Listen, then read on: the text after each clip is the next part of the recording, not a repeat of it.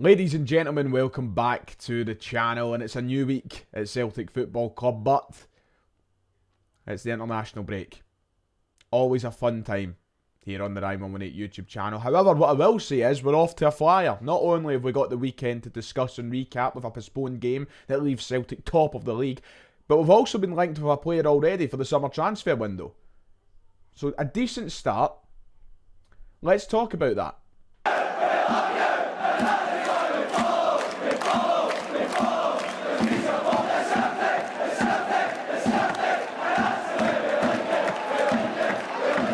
If you haven't already, please make sure to hit like and subscribe. It's going to be a couple of tough weeks to try and milk the arse out of making videos, but we'll hopefully get there. Hopefully stories churn themselves out day by day. If you've got any ideas, if you want to see anything in particular, please let me know in the comments below and I'll happily get around to it. We'll obviously have our live streams as usual as well, so don't worry, we will be around on the channel. We're not going to disappear, just be patient with me.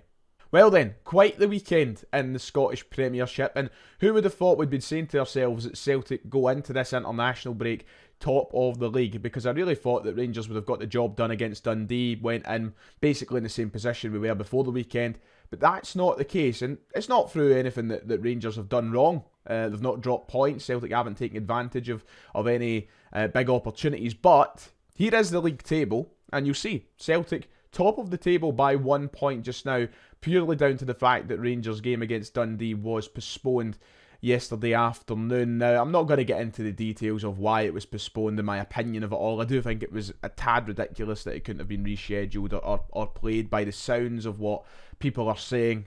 But Celtic go in top of the league, and it might not matter, it might not be of any significance because Rangers are going to play Dundee and probably beat them anyway, but it's still huge. Psychologically, I'm hoping that it plays an impact on the next couple of games before the split.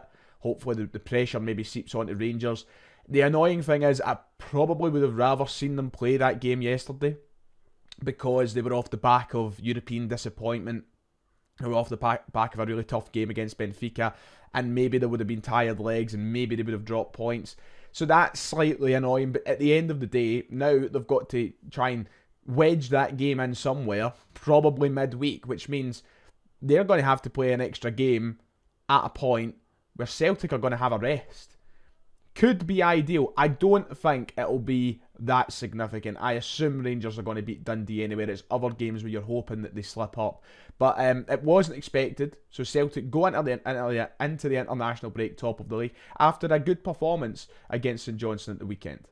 I'm not going to talk too much about the game. You can watch my match reaction if you haven't already, but it was an impressive performance from Celtic at the weekend as they beat St Johnstone 3-1 at Celtic Park. It looked far more like the Celtic we should be seeing week in, week out. Nicholas Kuhn had a brilliant game. He's been really talk of the weekend when it comes to individual performers. Kyogo was back on the score sheet, which you love to see, and we are slowly and surely getting our team back to its full quality. After the international break, we're expecting the returns of Callum McGregor, of Rio Hatate, of Luis Palma, and Cameron Carter-Vickers should be able to play 90 minutes. So we're heading into this, this split now, hopefully with our best side. Touch wood that there is no more injuries from here to the end of the season. I'm confident we can get this done. We just need to hope for a bit of luck. We need to beat Rangers on both occasions we played them. This is the final run-in coming now. We need a fit and firing squad. And you know what? It's football at the end of the day. And we could have won the league much easier this year if we didn't slip up. But it's a bit of a throwback, isn't it? So then, Celtic already linked with a player for the summer transfer window. I didn't expect to be talking about this today, but here we are. A goalkeeper is apparently top of the shortlist for Celtic, and we've already had a specific name as to who that goalkeeper could be. Is it going to be number 1? Is it going to be number 2? We'll try and decipher that throughout this video, and I know that this is probably going to go far. I think the comment section is going to be more negative than positive when we start talking about this, but hear me out. I'm not here to say that it's the right thing to do or anything. We're just going to talk about the story itself, and then I'll get my opinion put into things. As we know, Joe Hart is retiring at the end of the season. He's been Celtic's number 1 for the past 3 years almost, and his career's coming to an end. We also know that Benjamin Siegrist is likely to leave the club as well, which will leave Scott Bain as the only keeper that we have in the Celtic first team, which means this summer we probably need to sign 2 goalkeepers. A first choice keeper, a convincing first choice keeper, and a backup keeper as well. Scott Bain is always just going to be that number 3. I think he's pretty happy doing what he's doing. So we know we need to go and sign 2 keepers. So this one that we're talking about today, this individual that we're going to start speaking about, I will say before you start shouting and screaming about Celtic's transfer business, the fact that he's probably going to be a free agent, don't get too bogged down on it just yet. There is a very good chance this guy could be coming in to be back up to whoever we do sign. But what I will say is, it's Celtic, it's our board, and it's typical of us to go down this route, isn't it? This was a story that broke in the Netherlands over the weekend. Here's the headline: a special transfer looms for RKC goalkeeper Etienne Vissen. Concrete interest from Scottish and Dutch top club. The byline goes on to say that RKC goalkeeper Etienne Vissen could make an optimal use of his transfer-free status this summer. There is concrete interest from Scottish leader Celtic, but PSV also still have the Valvik goalie in their sights. That was the name that was thrown about. Etienne Vissen, currently number 1 for RKC Valvik in the Dutch Eredivisie. Currently not doing too well in the Dutch Eredivisie, but they are one of the bottom end clubs. They're not exactly going to be fighting out for league titles with Ajax, Feyenoord and PSV, but he has been number 1 there for quite a while now. He has built up a substantial amount of appearances for the club, and what I will say is, if he's being looked at by PSV, who are obviously the creme de la creme currently in the Dutch league, there must be some quality there. He's a free agent this summer. How wise of a transfer will it be for Celtic, should this be the one they go for? We need to look a bit more into the story itself. The Daily Record has went on to say that Celtic have reportedly made a concrete offer already for Etienne Vissen, with the goalkeeper approaching the end of his contract. PSV, in the same article, it goes on to say that PSV are holding off until the end of April before they decide should they go for him, which has left the opening for Celtic to move, and move fast, for the goalkeeper. I am not going to sit here and say that I've ever seen him play before. I don't know if he's a good goalkeeper.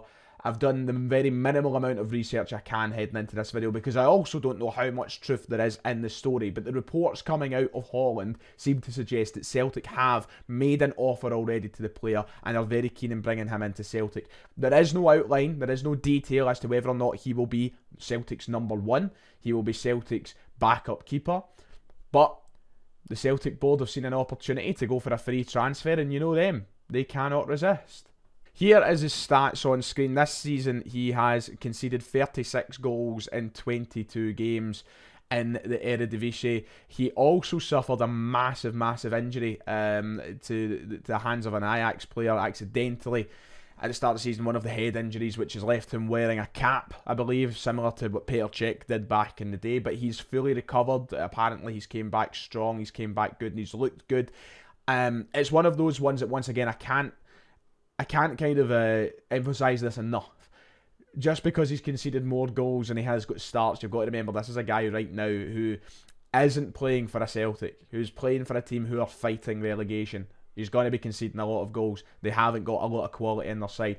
From my understanding, you're looking at someone who has been incredibly valuable to this side this season. One of the reasons that they're probably doing a little bit better than the sides below them, because he's been making a lot of stops, because he's been doing well. And that's the reason that he's caught the eye of PSV and why he's caught the eye of Celtic. That's why he's ultimately in a position where he's got a big summer move on the cards, and he will exploit his free agent status.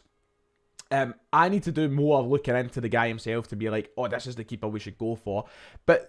And I'm not trying to be an apologist, and I'm not, you know me, I am one of the most outspoken people on this platform when it comes to fucking slagging our transfer policies and the way we go about signings and what the board do at the club. I am, and I hate it. I want them to go and spend some fucking money rather than just penny pinching. I'm fed up with it, and I thought that this season would be the alarm bells going off for the club to actually do something. But what I will say is this: whatever goalkeeper Celtic were going to sign this summer was going to be somebody unknown to us. So I'm trying to keep an open mind when it comes to goalkeepers. We can't go and sign a goalkeeper who's at the top of his game that we know about. We can sign somebody who's at the top of his game that we don't know about, and that's exactly the case with someone like Etienne Vissen. I hope I'm pronouncing his name right. We are not going to go out and sign a Caoimhin Kelleher. Not going to happen. Guy's been starting games week in, week out for Liverpool this season in the absence of Alisson. Not going to happen. The days of Dominic Livakovic are a dream gone by. We are not going to sign a goalkeeper we know about unless you're going for a similar signing to the likes of Joe Hart, somebody at the tail end of their career, somebody who's going to come in and do a job for a couple of years and then we move on and do the same thing again. Now, this guy, 28 years of age, which means he's got still a very long period left of his career. The shelf life for a goalkeeper we know is longer than the average footballer.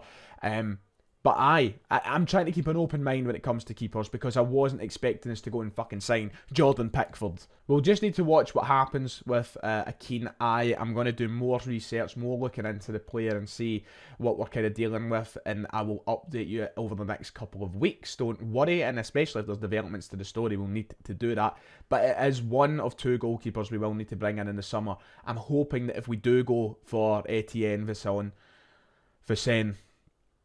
that we go and spend money on another goalkeeper as well. But it's very early days. Listen, the thing is, it's the 18th of March right now.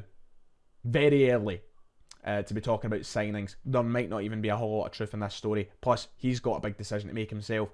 Don't buy into things too soon. It's a name that's been thrown out there. Just keep an open mind.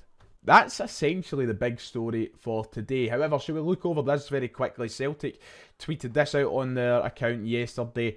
Summer 2024 with some American landmarks in the background, the American flag. They've not quite given us the full details yet. However, what they have given away basically is that Celtic are going to be doing their pre-season tour in the good old US of A this year, which is actually very exciting. I wish I could go. I wish I had the money to. I do have a bit of I'm one of those ones. I have a very Hollywood, like, Californication outlook on America, and I just want to go to America as much as I can. Of course, I'm going in a couple of weeks, so I wish I could go to this, but sadly I don't have the money for it. So I'm quite excited to see where they're playing and what teams they're playing and however it's going to go. Some of the venues over there nowadays are absolutely insane, like SoFi Stadium and like, you know, the Link in Philadelphia and Atlanta United Stadium. There's a hell of a lot of fantastic stadiums over there, which will be great to watch Celtic play in, should they be playing in the big ones. So yeah, it looks as though Celtic are going to be spending pre-season in the States. Cameron Carter-Vickers will be returning home for the summer. He's got to love that. But keep an eye out for the official announcement of the teams we're going to play, where we're playing and what dates. And for all the, I know there's a good few American viewers on this channel who come into the live streams regularly. I'm sure I've got subscribers from Florida and places like Colorado as well. Exciting for you. Hopefully there's no games quite close. I know that America's a big country, but aye, that'd be class. And I think that is about it for today. It's a bit exciting because we're already getting transfer rumours, but aside from that, not an awful lot. We've kind of covered what I wanted to cover. So yeah, I think I'll wrap it up there for today. We'll watch with the development on Etienne Visson. If somebody wants to correct my pronunciation, that would be ideal. He's not German, so I don't know. Aye, thank you. I appreciate it. See you next time.